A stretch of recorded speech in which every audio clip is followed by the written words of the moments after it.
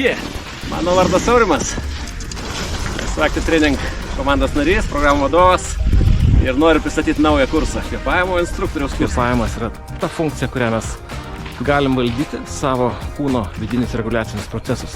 Tai yra kursas, kuris apima kvėpavimo testavimą, tinkamą kvėpavimo metodikų parinkimą atsižvelgiant į testavimą, į testo rezultatus. Tai kaip mes gyvenam, kaip mes reaguoja kvėpavimas ir atvirkščiai su kvėpavimu mes galim reguliuoti savo tiek vidinę būseną, tiek energetiką.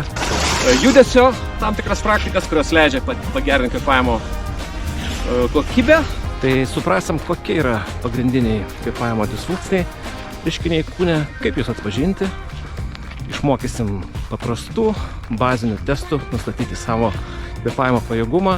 Remsimės FMS mokyklos, taip pat Dressology, Oxygen Advantage ir kitų mokyklų mokymų. Dažnai žmonės naudoja ne tas metodikas, ne tuos kvėpavimo būdus, kuriems yra tinkami.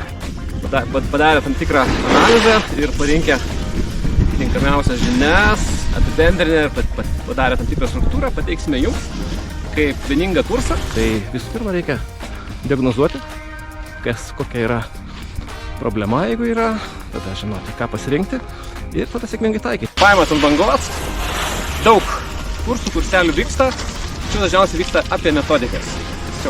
Kaip kvėpuoti, ką kvėpuoti, bet kaip tinkamai parinkti tinkamą metodiką, šitą tikrai trūksta.